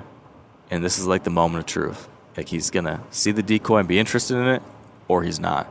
He looks at the decoy, and the doe starts moving off, and he turns back to the doe and starts following the doe. I'm like, oh, no. He's not going to leave that doe. But you never know. I slowly open the window, and I say, all right, I'm going to try to call him. I'm going to try to give him a grunt, snort wheeze, see if I can piss him off. So I give him a grunt. He doesn't hear it. Give him another grunt. Doesn't hear it. Give him a snort wheeze. He stops. His head swings around and just glares at me. He's probably 90 yards away, something like that. Maybe, give or take. Glares at me. Ears kind of pinned back. He turns and starts walking right at us. I'm like, it's going to happen. This is happening right now. This son of a buck is going to come into the decoy. We're going to get a crack at him. I mean, I was pumped. Get in position. Got the window ready to get turned open. He walks about 10 yards and then stops. Stares. Turns around. Goes back to the doe. Keeps walking, following the doe. Keeps walking, following the doe. And I know in the back of my head, like, this isn't going to happen. But I try one more time. Give him one more snort wheeze. He stops, stares, turns, takes a couple steps towards me. I'm thinking, all right, yes. And then he turns back to the doe, chases the doe over the hill, and that's all she wrote. That buck walked out of our lives, wouldn't leave his doe. Night closed, and that was it. But it was exciting. I was disappointed it didn't come together, but finally we had an encounter. Finally I got to see a mature buck. Finally I thought, we're kind of in it. So at this point I said, okay, we're going to be back here tomorrow. Like, there's mature bucks in here. This almost worked out. This buck wasn't willing to do it, but maybe another one would cruise through and, be willing to be aggressive and come after it. So that said, the next morning, though, I had that set I'd hung at midday. So we're to day 7. This is the last day of the hunt. I am tired. I am worn out. We've been up at 3:34 or whatever it is every day. Hunted all day, every day. Other than we moved locations a couple times, but we've not once, we never went to the house. We never went to lunch. We're going the entire time, hanging new sets, moving new spots, sitting the whole darn time. All my buddies felt bad for my camera guy. They thought he was going to either murder me or quit or something, because I was putting him through hell. But he was a trooper and just went with it. So I was trying, I was feeling a little bit of optimism now, though. Like that midweek stretch from day 3 through that night of day 6, where it's just pretty much dead. Nothing but a couple does and a dinker here and there for 3.5 days. When it's supposed to be, the best of the best, that was a tough stretch where I just was bumming out. And I think a lot of us can relate to that with the whitetail rut. You have so much expectation. I think that's why the slow periods are harder during the rut, is because you have such high expectations. If it's slow on October 15th, it's kind of what I was expecting. If it's slow on September 24th, it's just how it is sometimes. But when it's November 4th especially if you're in somewhere like Iowa or Illinois or Kansas, somewhere you dream of. It's supposed to be amazing. It's supposed to be the best of the best. And so when it doesn't happen, I think it hurts more. So that's where I was at. And as I mentioned, was bumming about it. Finally, we saw a buck. Now I'm re-energized. And I'm like, you know what? Damn it. Final day magic. We're going to do it. Like, I'm not quitting. I'm not giving up. This is going to happen. We have worked for it. The universe will reward us.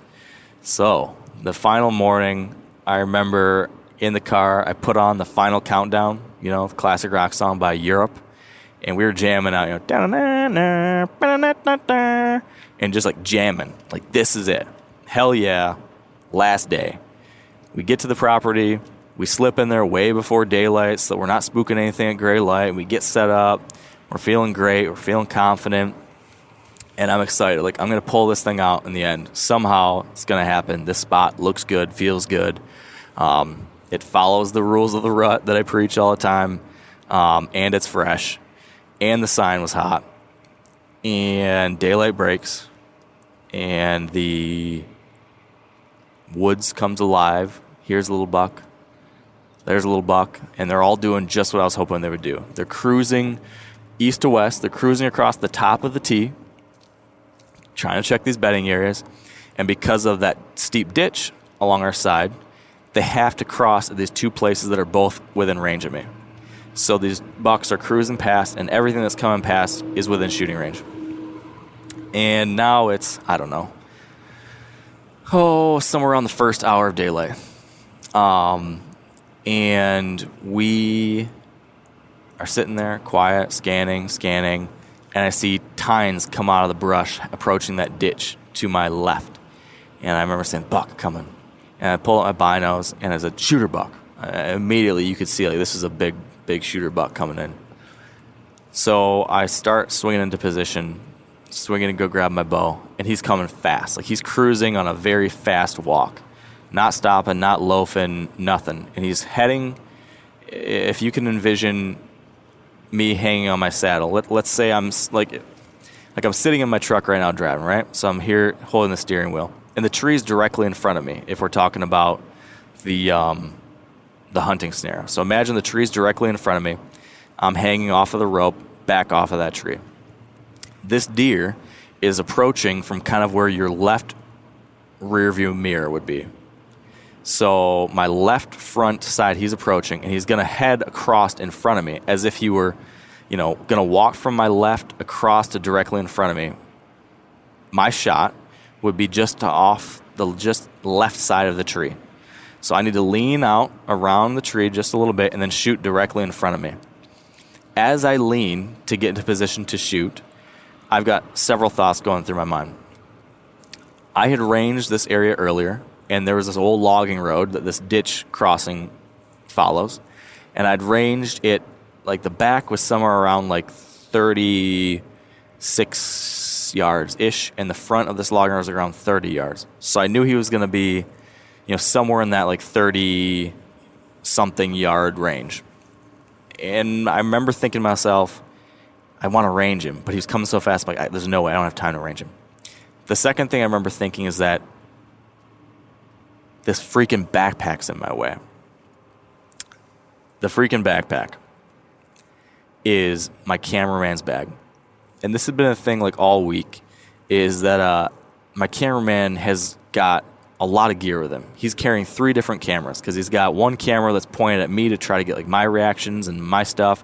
And then he has a handheld camera that he's using to film the deer coming in. And then he has a third camera that's for still photography. And he's got a camera arm and all this kind of thing. So he's got a big, huge backpack and then like extra bags that were like attached to that. So in the tree, every time we were hunting, it was a challenge to try to find a way to like position his bags somewhere that they'd be out of my way, but also, hidden. We're always trying to find ways to stay hidden because like with 2 guys and 2 sets of gear and all this crap, like it was very hard to ever stay hidden. So it was like a point of concern at all times to try to find this middle ground where I'm able to get him hidden in a way that also allows us to get shots. And that morning, he set up, and I remember thinking that this backpack is in the way if a deer comes right here to my front left. So I told him, like, dude, we got to do something about that backpack. So he tried to raise it up a little bit, and then we tucked the straps that were hanging off it. Like, we got to get rid of these straps. So we take the straps. I remember putting the straps into, like, the water bottle pockets, and I practiced, like, can I get a shot around here? It's still dark out. This is really early in the morning. Like, can I get a shot around? I'm like, damn it, it's still kind of, like, in the way, but I'd been on him so much to, like, move these things and do this stuff. I felt bad. Like, I was worried I'm being, like, that annoying nag, like, always telling him, move this stuff, or this stuff's in the way, or so, like, I'm not going to ask him to move it again. Like, he's got 1,000 things to do. It takes a long time for him to get set up with all this different gear and all these cameras, and, you know, it was approaching daylight and all that. So I'm like, it's good enough. What I'll do is if a buck's coming, I can just lower myself down.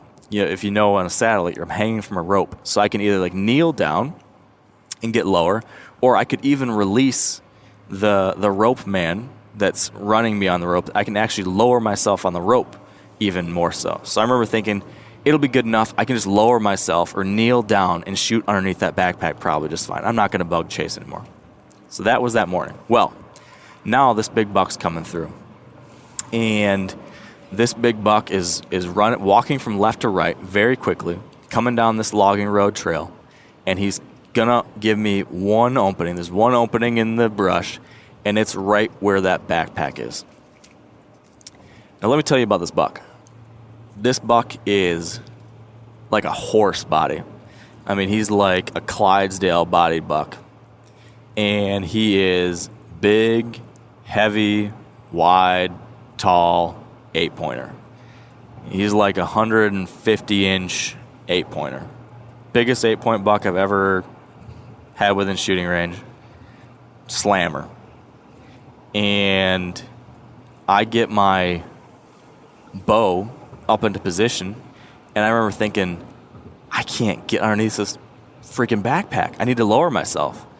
But that buck's coming so fast, he's almost to my shooting lane, and I realize I can't. I don't have time. I'm like reaching for my rope, man. I'm like, I can't do it. So all of this happens in a matter of, like, this is like an 8-second time period. Probably, I don't know how long it was. Maybe 20 seconds from the time we spot the buck to the time he gets into my shooting lane. Like, he came out of nowhere in the thick cover, and then bam, he's crossing the ditch. He's approaching the shooting lane. All I have time to do is grab the bow, swing down, and then I have the two thoughts. One thought is, God, I wish I could get a range on him. Not enough time. Second thing is, God, I got to get lower into this backpack. Can't do it. So I am trying to crouch. I'm trying to angle my bow. I'm trying to find some way to get under this thing, but my top limb of my bow is bumping up against the top of this backpack that's still hanging down too low. The buck enters the shooting lane.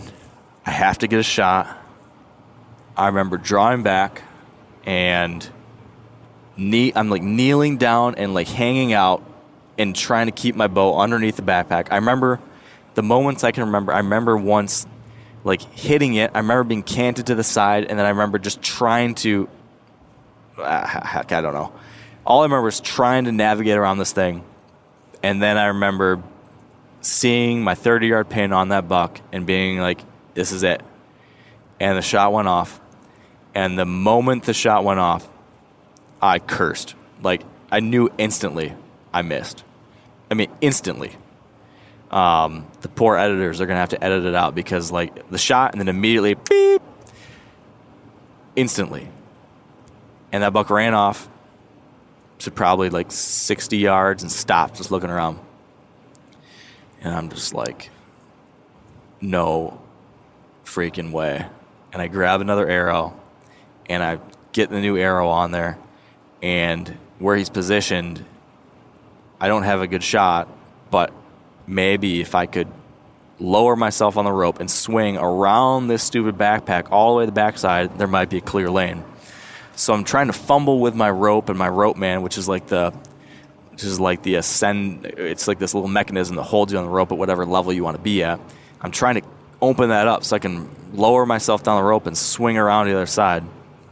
And as I do that, like, it makes a clicking noise. It pops, and that buck just bolts, blowing and barrels out of there.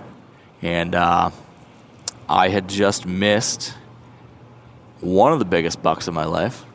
Definitely the biggest 8-pointer in my life. And the first mature buck I had within shooting range. definitely the biggest buck I saw that week. And that was my opportunity. I had busted my balls all 7 days for that. I passed on those really nice bucks the first couple days for an opportunity like that. And then there he is.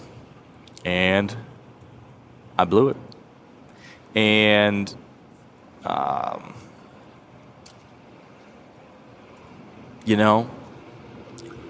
decided to sit there the rest of the day, because after that I saw a number of other young bucks come cruising through, and I knew there was other mature deer on camera, so I knew, like, all right, he's out of here. But maybe another one of these big boys will roll through, because obviously this spot is the spot they want to come through. So I sat it out the rest of the day.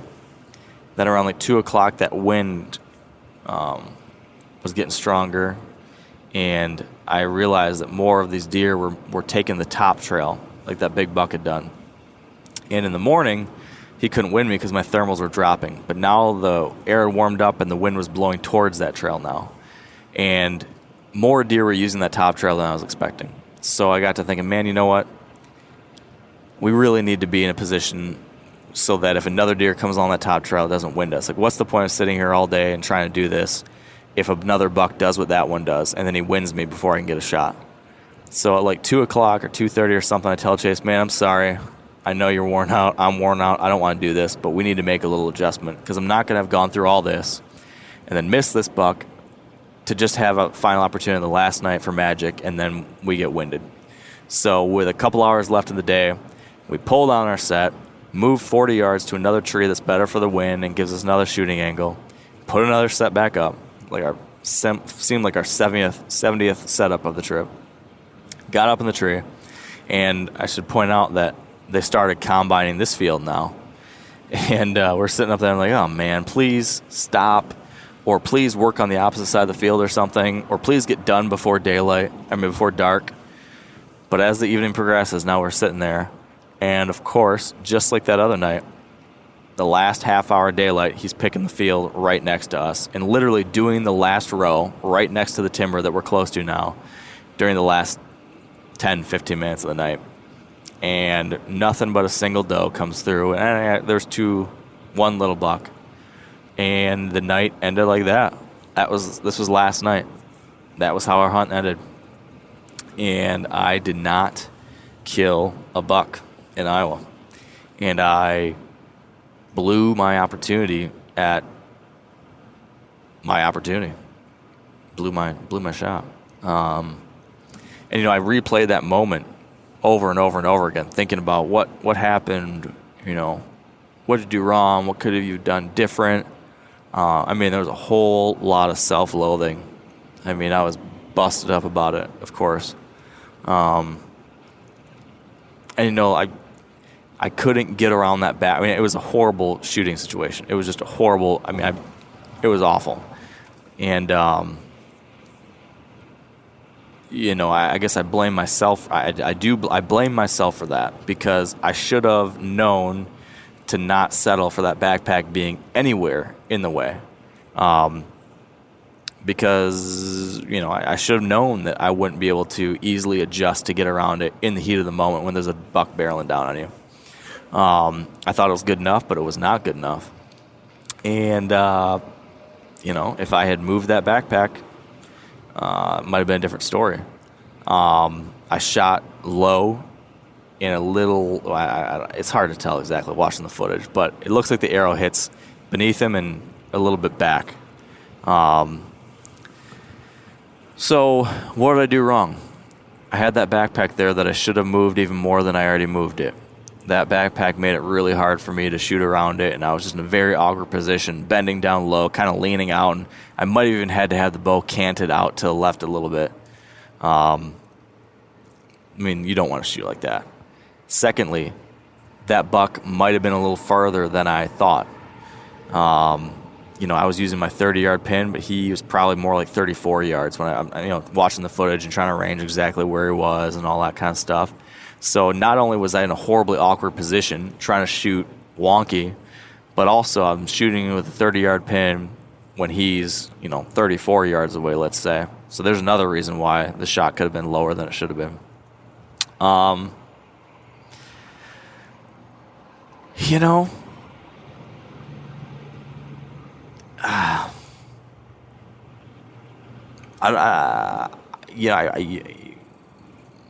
guess I don't know what to say. I've thought through this thing so many times. I beat myself over it so many times. Definitely like a confidence. I don't want to say I'm having a crisis of confidence, but this definitely like shook me.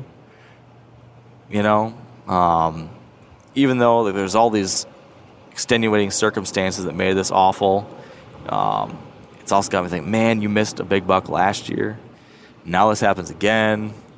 You know, you don't want to get into a thing like that where that starts happening. And all that's to say, man, just not a good feeling. Really, really disheartening feeling. Very discouraging. As you all know, I mean, those moments are the lowest of lows when it comes to hunting, and I'm still working through it. This is raw. This just happened yesterday morning, and now it's the following day in the morning when I'm recording this, and it's a bitter pill to swallow. It is a really, really bitter pill to swallow, and I know that's something that a lot of you can relate to. This is not something unique to me. A lot of us have worked really hard and not gotten paid off for it. A lot of us have practiced a ton and tried our very best and still missed, or still didn't get to see one, or still has something go wrong. So there's no use in me sitting here playing my fiddle and feeling sorry for myself, because I know that plenty of other people have dealt with it and plenty of other people had to deal with worse. So I'm trying to do what I've said here on the podcast in the past, which is, number one, I'm trying to remember that there's a lot bigger things in life than this, and I've still got it great. I don't need to I don't even feel that bad, because I've got a great family. I've got the best kids in the world. I've got a home. I've got a way to pay the bills. I've got great family and friends. I'm healthy. So I'm trying to put things in context and remember this isn't life or death. And I'm also, trying to do the other thing, which I preach a lot, which is trying to remember the process. Right? I didn't get the results I wanted. But the one thing I can hang my hat on, and the one thing I can say proudly, I'm honestly, I'll go back. It's like, I'm embarrassed. Like, I'll tell you, like, just honestly, just being brutally honest with you, this is embarrassing. It's embarrassing that I missed a buck. It's embarrassing that I didn't kill a deer. It's embarrassing I spent 7 days in the best place in the world and couldn't get it done. It's embarrassing that, me, Clay, Tony, and Spencer were all on this hunt for this show, and Tony killed, Spencer killed, Clay killed. Who's the one guy that didn't kill? The son of a gun that hosts the Wired Hunt podcast, this great big Whitetail podcast. I'm supposed to be the guy that's supposed to get this done, and then I don't. So all of those things have been in my brain, and man, it sucks. But the one thing when I climbed out of the tree last night, I just said, I freaking gave it my all. I mean, I just did everything I could. I did not take a break. I did not take an easy route. Every time I thought, man, I got to make an adjustment. Every time I thought I got to take a long way. Every time I thought I got to go harder, longer, whatever, I did it. I gave it every damn little bit of myself, and I am whooped and tired. And, that's just how it goes sometimes. So I am going to try to sleep easy tonight in some kind of way, knowing that I left it on the court, left it all on the field, and that is just how it goes sometimes. That's right. That's life, right? You're going to work really hard for things, and you're not going to get what you want sometimes. You're going to have tough times. You're going to have good times, and you're going to have tough times, and you got to learn how to weather both, and you got to learn how to stay even-keeled, and you got to learn to stay positive through it and make the most of situations, and you got to know how to take your lumps. And so I'll get through this one. I've gotten through all the others. I'll get through this one. I'll learn from it. I'll grow. And, if any of you have followed Wired to Hunt for any period of time, you know that I have been through these things before, And this is what wired hunt is, I guess, right? This is a process. This is a learning process. You've gotten to ride along with me since 2009 when I first decided to try to start killing mature bucks. When more like, I guess 2009. When I said, all right, I'm going to try to kill a mature buck.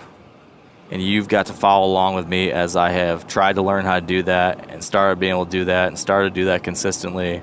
But you've also seen me fail a whole lot along the way. You've seen me struggle, and you've seen me learn from it. You've seen me get better. You've seen me revert back and do bad again. You've seen me get better again. And damn it, it's what we're going to keep on doing. I'm going to bounce back from this one. I'm going to learn from it. This whole little breakdown I just did with you guys, I don't know if this is interesting in any kind of way. I don't know if you just listen to me prattle on for an hour and 40 minutes with nothing to it. I'm not sure. I hope that there's something valuable here, but I hope that by trying to break things down like this, for myself, it can serve as an illustration of how you might be able to do the same. Both, how to work through a week of tough hunting and make adjustments. And, I feel like one of the things that I think I did an okay job of, I think I did a good job of, was trying to balance this tension between searching out new spots and hot sign versus finding a good spot and giving it time. There was a couple spots that I really found that deserved time, and I gave them a good bit. Didn't pan out, but I tried to kind of let a couple spots soak the way they should. And at the same time, I also said, all right, there's times when you got to bail out and you got to seek out new spots. So I bailed out and scouted new areas, and I hunted new spots, and a couple of those plays led to opportunities or close to opportunities or sightings, and I think those were good moves. So, I can look back at my process, and I can look back at those decisions and see some good things. I can see some good things. I can see some things I wish I would have done differently. I wish I had scouted out that North Ridge sooner. I wish that I'd gotten there sooner, because if I had more time, I wonder if I would have had another opportunity. Because it definitely was the best looking sign by far that I found. And I didn't get there till the last day, or second to last day is when I scouted it and didn't hunt it till the last day. So there's those types of things too. And of course, then the shot. I can look at that and tell you, I already did, the things I wish I'd done differently. So that's where I'm at, guys. It was a heck of a week. I'm not happy with how it turned out. I wish I had a successful story to share with you right now. I wish I had a 150-inch 8-pointer, 5-year-old buck in the back of my truck right now. But I don't, and that's life. Sometimes you drive home with an empty truck bed, and what makes a man, I think, is what you do the next morning when you wake up. You're going to hang your head, and are you going to bitch about it, and are you going to let that define you, or are you going to hit the road and keep on trying? And I guess literally and figuratively, I am hitting the road and going to keep on trying, as I'm actually in my truck driving to Nebraska. I will be starting to hunt again tonight, filming another show, and hopefully going to put something together. It's going to be a very different hunt. We'll talk about this at a later date. But I'm going to keep on keeping on. I'm going to keep grinding. And I hope that if you guys are out there, if any of you are out there and you've had something like this, if you had a tough hunt, if you had a tough week, if you had a tough moment, if you missed a buck or wounded a buck, or if you can't seem to get on a deer or whatever it is, I hope that you will keep on grinding too. I hope you will do what it takes to keep the fun in it. Don't let this stuff get miserable. Don't put so much pressure on yourself that you aren't enjoying it anymore. But also remember that, hard work's good for you, and it does pay off in the end in one way or another. So keep after it, keep the faith. I'm pulling for all of you. I'm stoked that so many of you have had success. I love all the messages and pictures and notes I get sent when you guys do fill a tag, and I'm just wishing the best for all the rest of you too. So that is it for today. I appreciate you listening to me kind of do my post-hunt therapy session here. I don't know if this is, I don't know anything, right? What do I know? But I hope you enjoyed it. I hope that the next time we chat, I've got a better story for you. And until then, thank you for listening, and stay wired to hunt.